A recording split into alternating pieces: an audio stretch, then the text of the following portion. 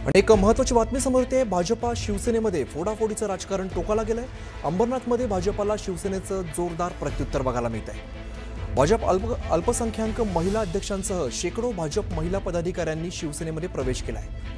भाजप महिला अंबरनाथ अध्यक्ष रोझलिन फर्नांडिस यांनी शिवसेनेमध्ये प्रवेश केलेला आहे। काल शिवसेना व्यापारी संघ तसंच विभाग प्रमुख रूपसिंग धवल यांनी भाजपामध्ये प्रवेश केलेला होता। अजित मांढरे आमचे प्रतिनिधी आपल्याला या संदर्भातली अधिकची माहिती देत आहेत। अजित, भाजप आणि शिवसेनेमध्ये फोडाफोडीचं राजकारण आता टोकाला गेल्याचं दिसतंय।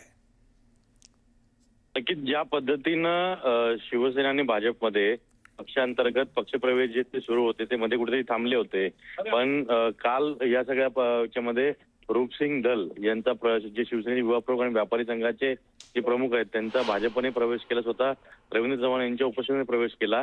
याच याच्यामध्ये आता सडेतोड उत्तर म्हणून शिवसेनेनं भाजपच्या महिला अल्पसंख्याकच्या अंबरनाथच्या अध्यक्ष जे आहेत रोझलिन फर्नांडिस यांच्या पक्षप्रवेश शेकडो कार्यकर्त्यांसह केलेला आहे। म्हणजे कुठेतरी जे वरिष्ठ पातळीवर दिल्लीपासून जे आदेश आले होते की आता अंतर्गत पक्षप्रवेश जे आहेत महायुतीतले ते थांबवा, त्याला कुठेतरी छेद देत भाजप आणि शिवसेनेने त्यांचं फोडाफोडीचं राजकारण जे सुरू ठेवलेलं आहे।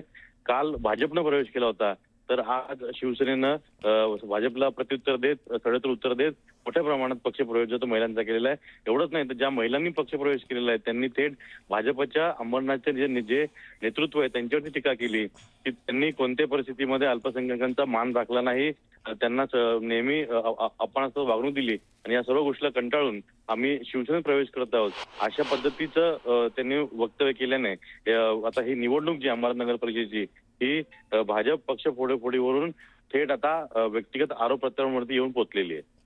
निश्चित अजित, धन्यवाद या सगळ्या सविस्तर माहितीसाठी।